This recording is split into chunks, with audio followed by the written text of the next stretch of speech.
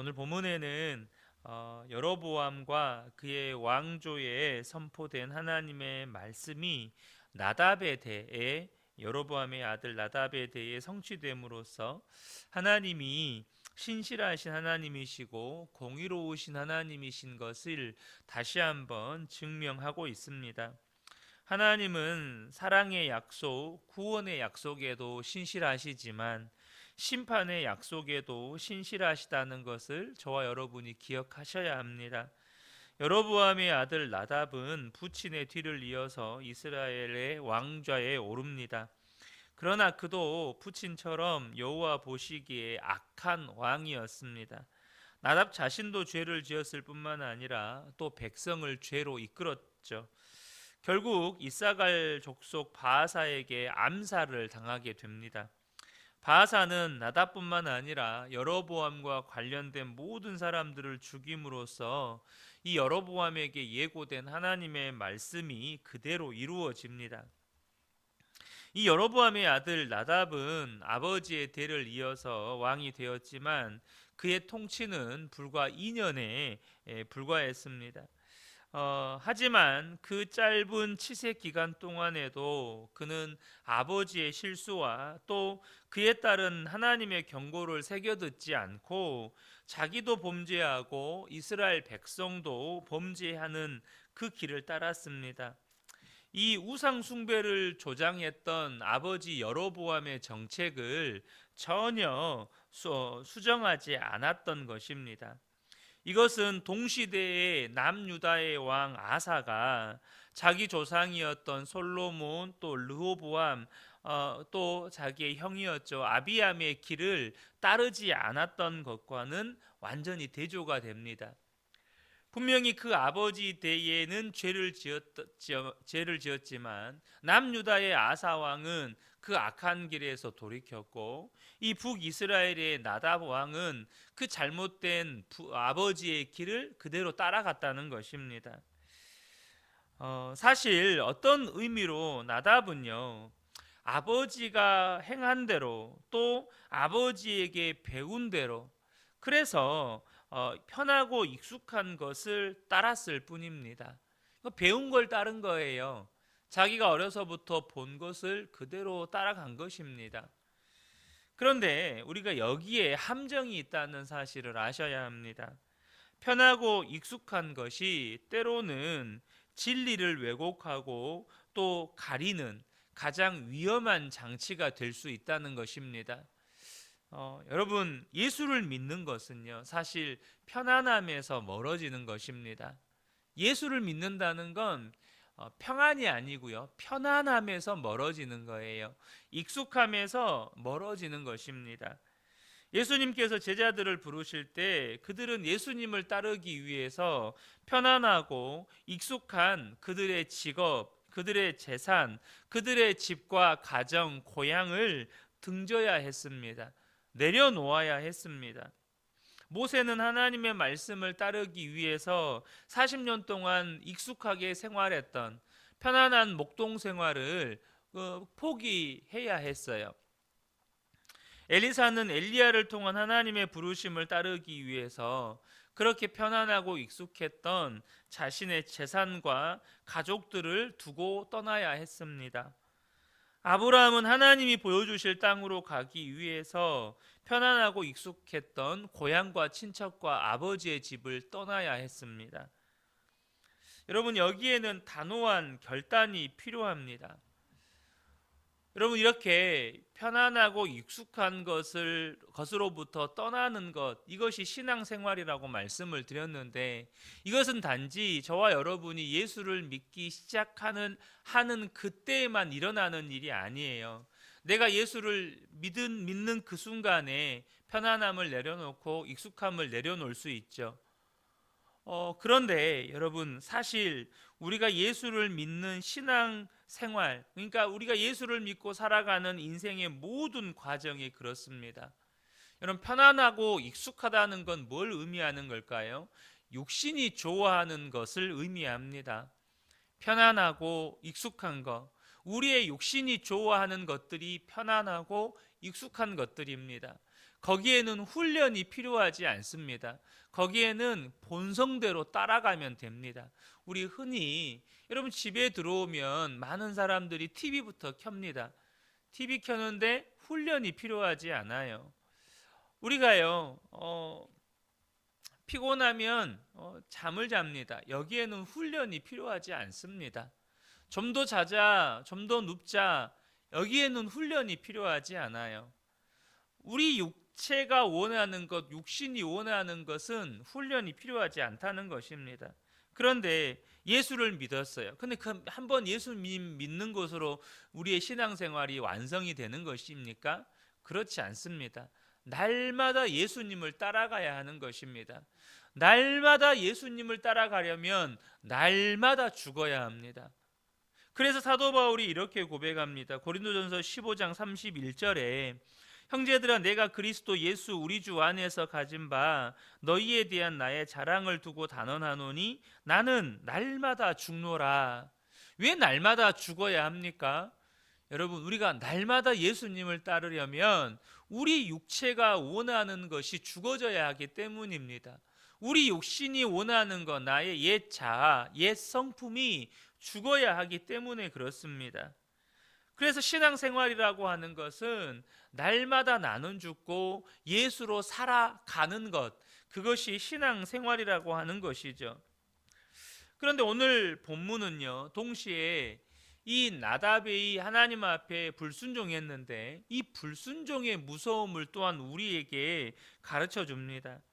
선지자 아이야의 예언대로 통일 이스라엘이 둘로 찢어졌고 또 여로보암은 북쪽의 10지파의 왕이 되었죠. 또한 아이야의 예언대로 아들 아비야가 죽습니다. 이 아비야는 반복해서 나누지만 하나님을 향해서 선한 뜻을 품었던 인물이었다고 말씀을 드렸잖아요. 그러니까 하나님의 예언대로 이 이스라엘이 두 개로 쪼개지고 하나님의 예언대로 여로보암이 북쪽 10개 지파의 왕이 되고 하나님의 예언대로 아들 아비야가 죽습니다. 이제 남은 예언이 무엇입니까? 그의 집에 한 사람도 생명 있는 자가 남지 않게 하실 거라는 예언이 남아 있어요. 앞선 예언의 말씀들이 다 그대로 이루어졌다면 이제 이 예언의 말씀도 반드시 이루어질 거예요. 그런데 저와 여러분이 기억하셔야 합니다. 하나님이 심판에 대해서도 신실하시지만 심판 자체가 목적이 아니라는 거예요. 징계 자체가 목적이 아니었다는 것입니다. 회개할 기회를 주시기 위해서 하나님이 이렇게 심판을 도구로 사용하시는 거예요. 그렇다면 이 예언의 경고를 뼈아프게 들었다면 그들은 이제 가문과 함께 회개하고 돌아왔어야 했습니다. 그런데 여전히 여로보암의 가문은 불순종으로 일관하고 있다는 것입니다. 여기서 먼저 우리가 보아야 할 것이 이 불순종의 무서움인데요. 불순종의 무서움은 하나님의 진노와 심판을 가져온다는 측면에서 무서운 것임에 틀림없습니다. 여러분, 불순종에 대해서 하나님은 심판하십니다. 그런데 그에 앞서 불순종의 무서움이 또 하나가 있는데 이것 때문에 사실 그들에게 하나님의 진노의 심판이 임한 것이에요. 그건 뭐냐면 불순종이 우리의 영적인 감각을 마비시켜 버린다는 것입니다. 우리의 영적인 눈을 가려서 영적으로 어둡게 만들어 버린다는 거예요. 여러분, 우리가요 하나님의 말씀에 불순종하게 될 때 우리의 영적인 감각이 마비되고 우리의 영적인 눈이 가려져서 어두워진다는 사실을 기억하셔야 합니다. 다윗의 일생의 오점 중에 하나가 이 밧세바와의 간음 사건입니다. 사실 다윗은 그때 군사들과 함께 전쟁에 나갔어야 했습니다. 그런데 그는 전쟁에 나가지 않았어요. 어찌 보면 앞서 나눈 것처럼 이제 어느 정도 주변 나라들을 정복하고 왕권도 강화가 되고 그래서 그에게 편안함이 찾아왔는지도 모르겠습니다. 전쟁터에 나갔어야 했는데 나가지 않고 그렇게 무료한 시간을 홀로 보내다가 낮잠을 청했습니다. 전쟁터에 있어야 할 때에 왕궁 편안한 곳에 있고 깨어 있어야 할 그 시간에 그는 잠들어 있었어요. 낮잠을 잔 관계로 잠이 오지 않아서 저녁에 왕궁 옥상을 거닐다가 한 아름다운 여인이 목욕을 하는 장면을 목격하게 됩니다.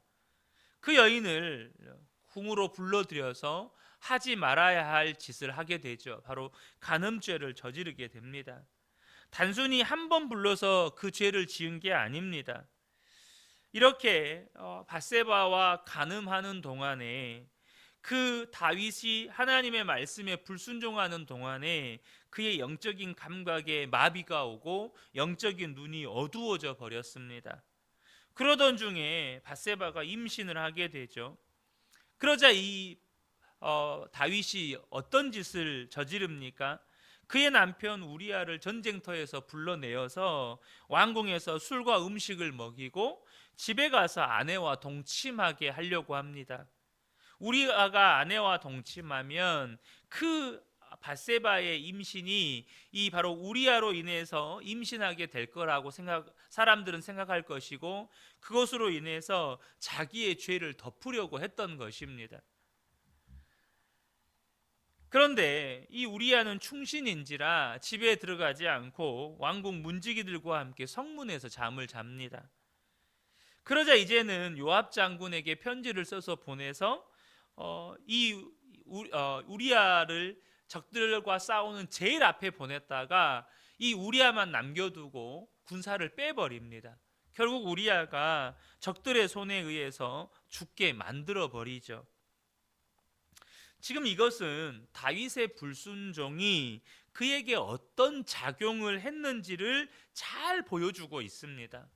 여러분, 불순종이 무서운 이유는 뭐냐면 우리의 영적인 감각을 마비시켜 버리고 우리의 영적인 눈을 가려서 어둡게 만들어 버린다는 거예요. 영적인 감각이 마비되었다는 말은 뭔 말입니까? 이게 죄인데도 내가 그 죄를 짓고 있으면서도 본인은 죄라고 의식하지 못한다는 거예요. 본인은 이것이 죄라는 생각을 하지 못하니 더 큰 죄 가운데 들어가게 되는 거죠. 이렇습니다. 우리 자녀들이요, 열심히 청소년 시절 때 교회에서 신앙생활하면서 술 먹으면 안 된다, 담배 피면 안 된다, 나쁜 행동하면 안 된다, 혼전순결을 지켜야 된다, 이렇게 막 배웁니다. 그런데 이제 이 아이들이 성인이 되면 학교에서 대학교 가서 유혹을 받습니다. 다 술 마시고 나도 나 혼자 술을 안 마시는 것 같고 또 술을 안 마시면 친구들은 우리 자녀들을 왕따시키고 소외시키고 그런단 말이죠. 그래서 처음에는 그 유혹을 잘 이기다가 어느 순간에 나도 모르게 그 친구들과 술자리에서 술을 마시는 거예요. 처음에는 막 죄책감을 느꼈어요. 처음에는 이게 너무너무 괴로웠어요. 근데 여러분 그거 아십니까? 어제 잠깐 나눴죠. 사람이 한번 타협하기 시작하면 마귀는 우리에게 더 큰 것을 타협하도록 우리를 유혹하고 요구합니다. 그래서 우리 자녀들의 고민이에요. 친구가 한두 명입니까? 이 친구가 A라는 친구와 하도 이 친구가 한 번, 두 번, 세 번 권하니까 술 한잔 했다고요. 그러니까 이번에는 B라는 친구가 와가지고 야, 너는 A랑은 술 마시면서 왜 나하고는 술 안 마시냐? 또 다른 친구가 와서 요구를 합니다. 그래서 그 친구하고도 한 잔 마십니다. 그렇게 여러분, 내가 죄의 발을 내딛는 순간, 불순종의 발을 내딛는 순간 우리의 영적인 감각이 점점 마비가 오기 시작합니다. 그래서 어느 순간 이제는 대학생활 1년, 2년, 3년이 되면 안 믿는 친구들과 술을 즐기고 있는 내 모습을 발견하게 되는 거예요. 제가 대학생활할 때 제 선배 중에 정말 신실하게 고등학교 때까지 신앙생활을 했다가 이제 대학교 들어와서 한 잔 마시고 두 잔 마시던 게 대학교 3학년이 되니까, 제가 1학년 때 대학교 3학년이 되니까 술고래가 되어 있는 거예요. 뭐 낮에도 술 마시고, 또 여자 선배가 이제 그러던 중에 어쨌든 우리 과 안에서 믿음의 동역자들, 또 믿음의 사람들과 교제를 다시 시작하면서 본인이 이렇게 대학교 3학년 2학기가 되면서 술을 끊기로 결단을 하고 다시 이제 믿음의 생활을 시작하는 모습을 보았습니다. 여러분, 저와 여러분이 기억하셔야 돼요. 불순종은 우리의 영적인 감각을 마비시킵니다. 그리고 우리의 영적인 눈을 가려버립니다. 죄를 지어도 이게 죄인지 모르게 만들어버리고 더 큰 죄 가운데 우리를 이끌어간다는 거예요. 다시 나답으로 돌아가서 나답이 불순종으로 일관하자 이 여로보암 가문을 향한 하나님의 심판의 말씀이 성취가 됩니다. 이 바아사라고 하는 인물이 나답을 향해서 모반하고 그 후환을 없애기 위해서 여로보암의 집을 쳐서 단 한 생명도 남겨두지 않았습니다. 인간적으로 보면 정말 잔인하지만 한편으로 이것은 하나님의 말씀이 얼마나 우리에게 철저하게 성취되는지를 보여주는 것입니다. 여러분 기억하셔야 합니다. 구원의 말씀이든지 심판의 말씀이든지 하나님의 말씀은 반드시 성취됩니다. 그런데 이 나답이 언제 암살을 당했냐면 이 기브돈이라고 하는 지역, 이 기브돈이 원래는 하나님께서 이스라엘에게 준 땅인데 이 나답 시대에, 그 전 시대겠죠, 블레셋에게 다시 빼앗겨 버린 땅입니다. 그래서 이 블레셋으로부터 이 기브돈이라는 땅 지역을 다시 빼앗아 오기 위해서 지금 이 전쟁을 하려고 기브돈을 에워싸고 있는 그런 상황에서 이 바아사에게 암살을 당합니다. 여러분, 지금요 나답은요 싸워야 할 대상을 분별하지를 못하고 있는 거예요. 지금 나답이 시급하게 싸워야 할 대상은 지금 기브돈이라고 하는 땅을 차지하고 있는 블레셋이 아닙니다. 지금 나답이 정말로 싸워야 할 대상은 나답 안에 있는 불신앙입니다. 자기 안에 있는 이 불신앙과 싸웠어야 했어요. 그가 하나님 앞에 이 싸워야 할 대상이 무엇인지를 명확하게 분별하고 자기 안에 있는 불신앙과 싸워서 그의 마음을 돌이키고 그의 삶을 돌이키고 그랬더라면 아마 나답 때에 여로보암 가문이 멸망하는 일은 없었을 것입니다.